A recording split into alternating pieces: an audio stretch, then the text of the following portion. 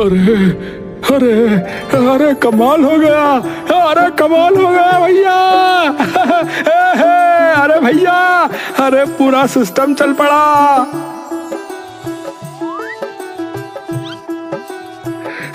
अरे भाइयों, अरे थारे पैर पड़ू मैं। अरे भाइयों, तू तो भगवान है भाइयों। सभी लोग उठ के जोर जोर से ताली बजाने लगते हैं। तालियों की आवाज बढ़ने लगती है। अरे उठ जा, अरे उठ जा निर्मोय। अरे पापा क्या हो गया? हैं? अरे क्या हो गया? अरे दिन चढ़ गया। अरे सांझ तक सोता ही रहेगा क्या? हैं? चल उठ। शंकर आंख मसलते हुए बेड से उठता है। अरे नीचे आ जल्दी, दुकान खोलने का टाइम हो रहा है। प्रभु ये कहकर नीचे चल देता है। शंकर कुछ देर अंगड़ाई तोड़ता है और मुंह हाथ धोकर नीचे चला जाता है। चल फटाफट राई का तड़का मार के दाल छौंक दे। शंकर नीचे से एक पतीला निकालता है और गैस पर चढ़ा देता है। उसमें तेल डालकर राई उसके अंदर डाल देता है। अरे दाल थोड़ी कम डालियो, इतनी ना चल रही आजकल। हाँ, परसों कह रहे थे आलू गोभी नहीं चल रही, कल कह रहे थे पनीर नहीं चल रहा तो उसे कम कर दे, आज कह रहे हो दाल नहीं चल रही, तो चल क्या रहा है फिर? अरे अभी तो दुर्गति चल रही है, बस दुर्गति। हाँ, कल को दिमाग भी चल पड़ेगा मेरा। क्यों? क्यों है? तुझे पता नहीं है क्यों है? अरे बेटा, कोई और शौक ढूंढ ले, क्योंकि यो ढाबा तो अब थोड़े दिन का और रह गया बस। हाँ पापा, वैसे तो सुबह उठ के चिल्लाते रहो कि जल्दी उठ जल्दी उठ, हैं? अब खुद ही कह रहे हो बंद हो जाएगा। अरे तो क्या कहूं बेटा, है क्या कहूं बता। इधर आ, देख बताता हूं। प्रभु सामने टंगी 4 पीढ़ियों की फोटो शंकर को दिखाता है। देख, यो है तेरा परदादा चमन पीला भोगराज, जिसने खाने में ऐसी चीजें डालना शुरू की कि पूरा गांव उनका दीवाना सा हो लिया। क्योंकि एक तो खाने में स्वाद बढ़िया और ऊपर से भोजन सबका स्वास्थ्य भी एकदम ठीक कर देता था। और बेटा, स्वास्थ्य, भोजन और स्वाद बड़ी मुश्किल से लोगों को एक साथ मिलता है बेटा, वरना तो तोरी घिया तो सभी बना रहे हैं अपने घर में। प्रभु अपनी उंगली शंकर के दादा की तरफ करता है, जिनकी बड़ी बड़ी मूंछें होती हैं। और यो है मेरे बाबूजी, यानी तेरे दादा चकोर चंदन भोगराज। जब सभी हमारे बड़े दादा के खाने को इतना मानने लगे ना, तो बाबूजी ने यह ढाबा खोला, भोगराज वैद्य ढाबा, जहां लोग खाना खाकर अपनी बीमारी का इलाज कराते थे बेटा। बाबूजी ने तो ऐसा कमाल कर दिया कि उनका दाल चूरमा खा के एक अपाहिज इंसान चल पड़ा भाई। नहीं यार पापा, ऐसे थोड़ी होता है, ऐसे कैसे हो सकता है? अरे मान नहीं रहा है? अरे तुझे पता है हमारे घर में कभी किसी औरत ने खाना नहीं बनाया, पता है तुझे? सिर्फ हमने बनाया है। तेरी माँ ने तो रसोई में झांक के भी नहीं देखा, बता रहा हूं। तभी अंदर से उसकी पत्नी निकल कर आती है। बर्तन धोने और रसोई साफ करने तुम्हारी स्वर्गीय माँ नहीं आती थी? और ये कहकर वापस अंदर चली जाती है। ये क्या अलार्म सा बज पड़ा क्या एकदम से? क्या हुआ ये? अरे हाँ, तो मैं ये कह रहा था बेटा कि उस चमत्कार के बाद तो ढाबे पे लाइन लग गई। हाँ, लेकिन फिर आया मैं, प्रभु भोगराज, और बाबूजी भी चल बसे उस वक्त। और उसके बाद तो बचा ही कुछ ना। जब से मैंने बागडोर संभाली, तब से बेड़ा ही गर्क होता गया ढाबे का। अरे पापा, वही तो मेरा सवाल है हमेशा से कि ऐसा हुआ क्यों? वो क्या डालते थे ऐसा भाई खाने में, और आपको क्यों नहीं पता उस चीज के बारे में? बोलो। अरे बताया ही नहीं कभी, बस इतना पता है कि कोई खास सामग्री थी जो किसी जगह से लाते थे जाके। अब मैं वो चीज नहीं ला पाया और धंधा धीरे धीरे ठप हो गया। तो फिर इसे बंद करके क्या करोगे? अरे वो छोड़, तू जाके दाल छौंक दे जा। पुश्तैनी दुकान है पापा, ऐसे कैसे बंद कर सकते हो आप? अरे बेटा, पुश्तैनी हो चाहे कल खुली हो, बिना पैसों के कोई दुकान नहीं टिकती। शंकर चुपचाप दाल बनाकर बाहर चला जाता है। यार, यहाँ रहना तो मेरा दिमाग फाड़ देंगे ये। चलो रघु से ही मिलके आते हैं थोड़ी देर। शंकर मैदान में जाकर देखता है तो रघु अपने दोस्तों के साथ बैठा होता है। शंकर। शंकर दूर से हाथ उठाकर उसे सलाम करता है। क्या हाल है भाई के? बस सब बढ़िया। आज इतनी सुबह यहाँ कैसे भाई? अरे बस वही रोज की महागाथा यार। क्या हुआ है? फिर कुछ दिक्कत आ गई क्या ढाबे में? अरे यार रोज का एक ही ड्रामा यार है। आज ये कम कर दे, आज वो कम कर दे, और आज तो कहते हैं कि कुछ और ढूंढ ले भाई। अरे जब खून में खाना बनाना है तो क्यों कुछ ढूंढूं है? तभी रघु का एक दोस्त शंकर से कुछ पूछने लगता है। भाई शंकर, तुम्हारा खाना बनाना तुम्हारे खून में था है? मतलब? अरे पूरे गांव को पता है कि तुम्हारा ढाबा तभी तक चला जब तक तेरे दादा थे। तुझसे मतलब? और तुझसे बात की क्या? अरे सच ही बोल रहा हूं। मेरे पापा ने खूब कहानियां सुनाई हैं तेरे खानदान की। एक अच्छा भला चलता ढाबा तुमसे नहीं संभाला गया और अब मेरे पे चौड़ा होके दिखा रहा है। ए ढाबा चले ना चले, तेरी टांगे तोड़ गए, तुझे चलने के लायक नहीं छोड़ूंगा, बता रहा हूं। हाँ। एकदम से सात्विक शंकर की ओर गुस्से से देखता है और शंकर भी उठकर सात्विक का कॉलर पकड़ लेता है। तभी रघु और आमिर मिलकर दोनों को छुड़ाते हैं। अरे दिमाग खराब है तुम दोनों का है? फालतू की बात पे लड़ रहे हो? ए शंकर, तू घर जा, चल, मैं आता हूं थोड़ी देर में तेरे पास। शंकर वहां से गुस्से में निकल जाता है और जाकर चाय की टपरी पर बैठ जाता है। एक चाय कर देना भाई। जी भैया जी, अभी करता हूं। ठीक है। शंकर उधर बैठा इंतजार कर रहा होता है कि तभी वहां एक गरीब सी माँ अपने बीमार बच्चे को लेकर उसके पास आती है। उसका बच्चा उसकी गोद में इस तरह से पड़ा होता है जैसे कोई शव हो। उसका चेहरा एकदम पीला पड़ चुका था। अरे बेटा, कुछ खाने को दे दे, अल्लाह तुझे खूब रहमत बख्शेगा। मेरे बच्चे ने 2 दिन से कुछ नहीं खाया है, दे दे बेटा। शंकर उसके बच्चे को देखकर डर से कांप जाता है। अरे भाई, एक गिलास पानी और कुछ मठरी नमकीन वगैरह देना। चाय वाला पानी और कुछ मट्ठी लेकर आता है और शंकर को दे देता है। अबे सबसे पहले तो पानी पिला से, मुंह पीला पड़ चुका है, मर जाएगा ये। गरीब माँ हंसने लगती है। क्या हुआ, हंस क्यों रही हो? मर जाएगा बेटा, इसका इंतकाल तो उसी दिन हो गया था जब ये गरीब के घर में पैदा हुआ। ऐसा क्यों कह रही हो? क्यों कह रही हूँ? जिस बच्चे को एक निवाला भी खाए 2 दिन हो गए हों, उसे और क्या कहूँ। एक निवाले के लिए 2 दिन भटकना पड़ा, तब जाकर मिला। तो क्या करें ऐसी जिंदगी का। लोग कहते हैं कुछ काम कर लिया करो, पर काम क्या करें बेटा। बचपन से तो इस सड़क की मिट्टी खाकर बड़े हुए हैं, काम की तो कोई तालीम नहीं मिली, ना ही मौका। अब बताओ, ऐसे एक नहीं कई माँ बेटे घूम रहे हैं मेरे जैसे यहाँ। इसकी तो अभी सांसें चल रही हैं, पर जल्द ही ये कूचों के खोखले अंधेरे में ही मर जाएगा, क्योंकि अस्पताल कौन भर्ती करेगा। सरकारी अस्पताल ले जाओ तो हमसे पहले 100 लोग लाइन में मिलेंगे।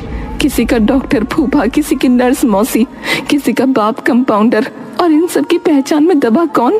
गरीब। और सही भी है, गरीब को तो भगवान ने भी नहीं अपनाया, तो डॉक्टर क्या अपनाएगा। अब मान लो ये दुनिया में आ भी गया तो पालेगा कौन। हमें इसकी खांसी, जुकाम, इसका तपता बदन किसके पास ले जाएं? हम बस अपनी छाया ही दे सकते हैं ठंडक के लिए, क्योंकि ठंडा पानी, ठंडी दवा, ठंडी छांव, ये सब तो नसीब वालों को मिलती हैं। लोग कहते हैं बच्चों को पढ़ाओ, मैं कहती हूँ पहले जिंदा तो रख लें, पढ़ाई तो बाद में भी हो सकती है। ऐसे तपते हुए बदन से तो अच्छा है ठंडा शरीर बेटा, क्योंकि इस दुनिया में जीने का हक सिर्फ पैसा देता है।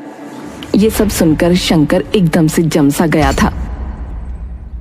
वो औरत अपने बच्चे को पानी पिलाकर और मठरी लेकर वापस चली जाती है। शंकर चुपचाप वहां से पैसे देकर निकल जाता है।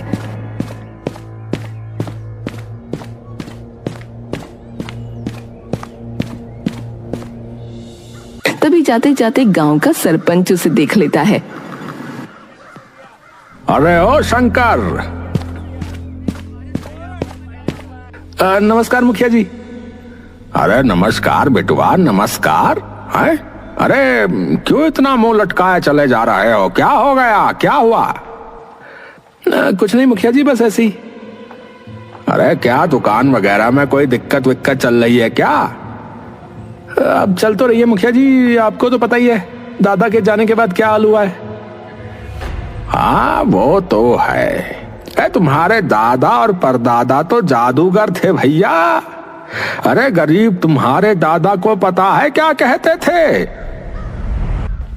क्या कहते थे? अरे मसीहा अपना भाई। क्यों?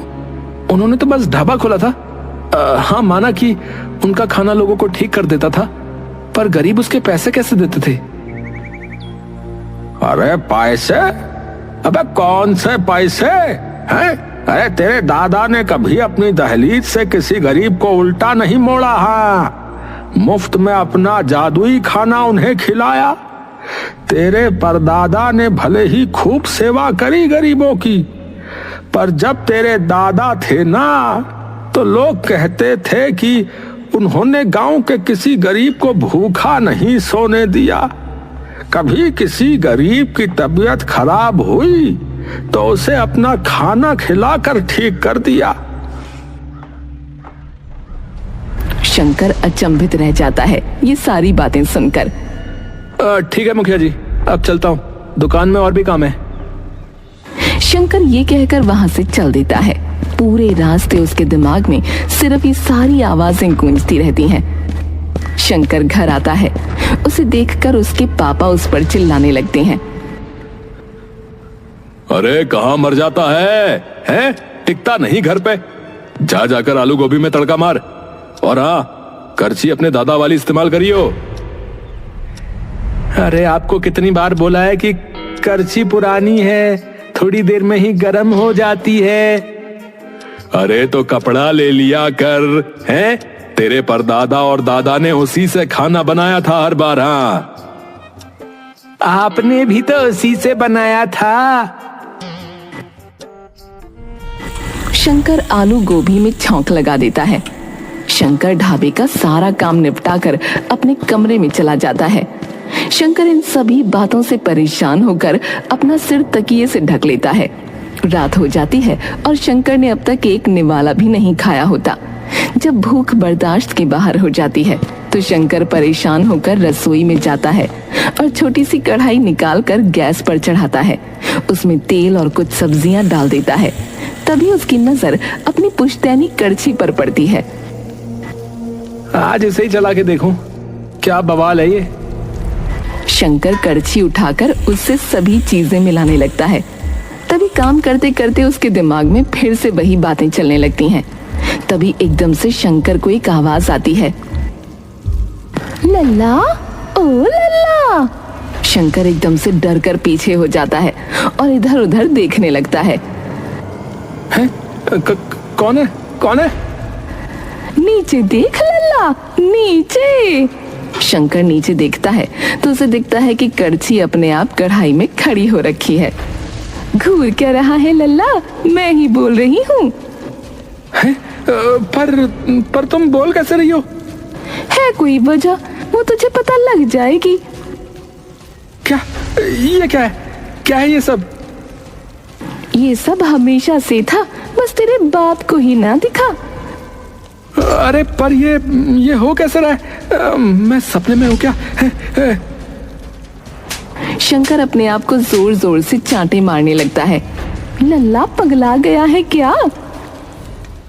ये कैसे हो पा रहा है? क्योंकि मैं एक ऐसी जगह से आई हूँ जिसके बारे में न किसी ने सुना न किसी ने पढ़ा। ऐसी कौन सी जगह है? और क्या आप पापा से भी बातें करती हो क्या यूं ही? लल्ला, अगर तेरे पापा से बात कर सकती तो आज ये ढाबा बंद कराने की नौबत ना आई होती। मतलब? तुझे ये पता है क्या कि तेरे दादा परदादा अपने खाने में ऐसा क्या डालते थे जिससे बीमार इंसान भी ठीक हो जाता था? नहीं पता। क्या था वो? सप्तधारा रस। सप्तधारा रस? पर ये लेके कहां से आते थे? नीरमंडल से। ये क्या है और कहाँ है? कहाँ है ये तो नहीं बता सकती, ये जवाब तो तुम्हें अपने परदादा की किताबों में ही मिलेगा लल्ला, जहाँ उन्होंने अपने सभी खाने की सामग्री लिख कर रखी थी। शंकर थोड़ी देर कड़छी की ओर देखता रहता है और एकदम से कड़छी को उठाकर अपने दादा के कमरे में भाग जाता है। शंकर अलमारी खोलकर नीचे से एक संदूक निकालता है जिसे कपड़े से ढका हुआ है। शंकर वो संदूक खोलकर उसके अंदर से अपने परदादा की खाने की सामग्री वाली किताब निकालता है जिसका नाम है मेरी रसोई। शंकर उस किताब को खोलकर उसके सारे पन्ने पलटने लगता है। कमल ककड़ी के बेल, जल भिंडी, जल मूली, वारुणी फली, नीलकंद, ये क्या है? क्या हुआ लल्ला? अरे मैं ये सोच रहा हूँ कि ऐसी कोई भी चीज हमारे पूरे खानदान में कभी नहीं बनी। मैं ना ये लिख कर दे सकता हूँ, दादाजी ने कभी ऐसी किसी चीज का कोई जिक्र भी नहीं किया। तो सोचो फिर क्यों उन्होंने ये सब लिखा है, क्या पता तुम्हें तुम्हारा जवाब मिल जाए। शंकर सारे पन्ने पलटता है, तभी आखिरी पन्ने पर उसे कुछ कमल के पत्ते बने दिखते हैं जिनके बीच में एक बड़ा सा कमल का फूल होता है और अंत में कुछ लिखा होता है। ये क्या लिखा है? पाताल से थोड़ा ऊपर और पानी के थोड़ा नीचे, जहां जड़ आसमान में होगी और पत्ते पत्तियां जमीन पर, वहीं जीवन मिलेगा तुम्हें अष्टभुजाओं को जीतकर। पता चला? पहेली का तो पता नहीं, पर जगह का पता चल गया। पर मेरा एक और सवाल है आपसे। पूछो। ये सब पापा को क्यों नहीं सुनाया दिखा? क्योंकि उन्होंने कभी देखना नहीं चाहा। उन्होंने सिर्फ ये देखा कि ढाबा अच्छा चल रहा है तो खाने का रेट बढ़ा देते हैं, और जिन गरीबों को तुम्हारे दादा यहाँ खाना खिलाते थे उन्हें भी यहाँ आने से मना कर दिया। पर तुम्हारा मन तुम्हारे दादा की तरह ही दया भाव वाला है, इसीलिए तुम्हें ये सब दिखा। सूरज चढ़ते ही शंकर घर से भाग निकलता है और सीधा जाकर गांव के तालाब के पास पहुंचता है जहां कई सारे कमल के पत्ते पानी में लहरा रहे होते हैं और उनके बीच एक कमल का फूल होता है। शंकर सीधा पानी के अंदर कूद जाता है और उस जगह को ढूंढने लगता है। हर थोड़ी देर में शंकर पानी के ऊपर आकर एक गहरी सांस भरता और फिर नीचे चला जाता। पर जैसे ही वो और गहराई में जाता है उसे पानी में एक रोशनी की किरण चमकती दिखती है। तभी उसे वो पहेली याद आती है जो उसके दादाजी की किताब में लिखी थी। पाताल से थोड़ा ऊपर और पानी के थोड़ा नीचे, जहां जड़ आसमान में होगी और पत्ते पत्तियां जमीन पर, वहीं जीवन मिलेगा तुम्हें अष्टभुजाओं को जीतकर। शंकर उस किरण की ओर बढ़ता है और जैसे जैसे वो किरण की ओर बढ़ता जाता है रोशनी उतनी गहरी होती जाती है। जैसे ही वो उस रोशनी के अंदर जाता है वो एकदम से किसी और दुनिया में पहुंच जाता है। चारों तरफ सिर्फ हरियाली, औषधियां और सब्जियों की महक से उसका मन प्रफुल्लित हो उठता है।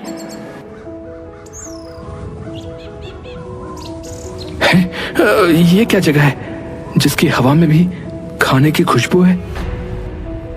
शंकर आगे जाता है तो उसे एक विशाल पेड़ दिखता है, लेकिन वो पेड़ उल्टा था। उसकी जड़ें आसमान में और फूल पत्ते जमीन पर होते हैं। जहां जड़ आसमान में और पत्ते जमीन पर हों, यही है वो जगह, यही है। शंकर भागता हुआ जाता है और उस पेड़ के अंदर घुस जाता है। जैसे ही वो उस पेड़ के अंदर घुसता है अचानक सारा माहौल बदल जाता है। शंकर एक बड़े से रेस्टोरेंट की रसोई में खड़ा होता है। उसके साइड में एक खिड़की होती है जिसके बाहर कुछ गरीब लोग भूखे प्यासे बैठे होते हैं। शंकर बाहर की ओर देख रहा होता है कि तभी उसके पापा अंदर आते हैं। अरे कहाँ ध्यान है तेरा? हैं? फटाफट आज चला, मोटी कमाई होगी आज। सारे लोग खाने की बाट जो रहे हैं बाहर, जल्दी कर। शंकर एकदम से खाने का पतीला उठाता है और गेट खोलकर बाहर चला जाता है। प्रभु उसे पीछे से आवाज दे रहा होता है।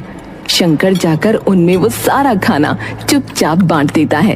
तभी एकदम से सारा माहौल फिर से बदल जाता है और शंकर देखता है कि सामने एक बड़ा सा ऑक्टोपस होता है, जिसके सभी हाथों में रसोई का कोई ना कोई सामान होता है।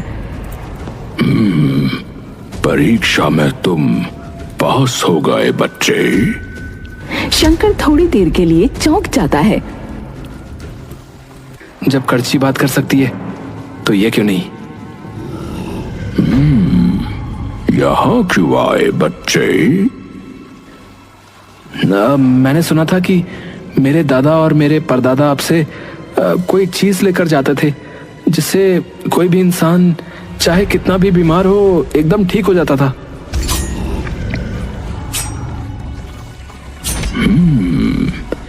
तुम्हारा मतलब सप्तधारा रस से है? हाँ वही। उससे पहले मेरे एक सवाल का जवाब देना होगा तुम्हें। जी पूछिए। क्यों लेकर जाना चाहते हो ये रस?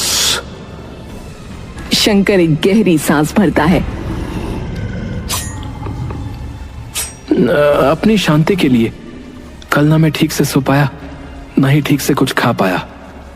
मन में सिर्फ एक सवाल की, जिनके सिर पे कोई छत नहीं, क्या उन्हें आज रात कुछ खाने को मिला होगा?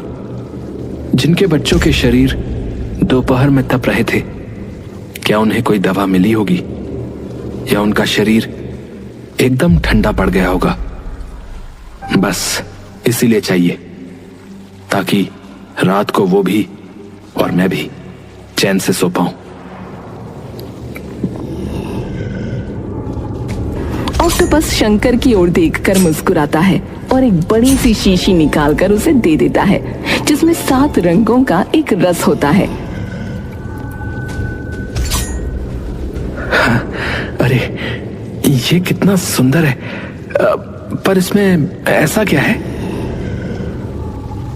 जिसने ये जगह स्थापित की उसी ने इसे बनाया था।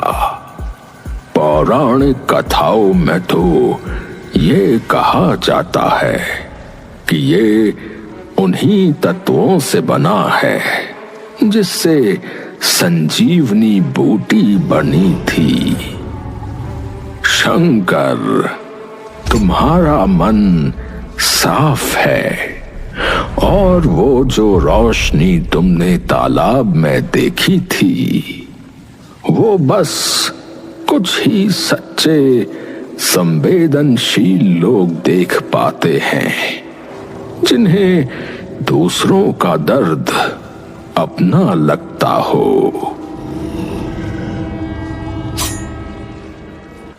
शंकर चुपचाप उनके सामने सर झुकाता है और वापस अपने घर आ जाता है। सामने खड़े उसके पापा उसका इंतजार कर रहे होते हैं। अरे कहाँ डूबाया? अरे आप बड़े बर्तन निकाल के रखो, आज गांव के सभी गरीबों का भोज होगा। भोज होगा? क्यों भाई? क्योंकि मुझे अब शांति से सोना है।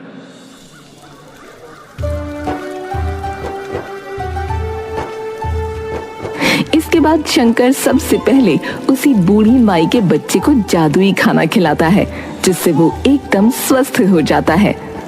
आखिरकार बरसों बाद इस जादुई ढाबे में मसीहा लौट आया।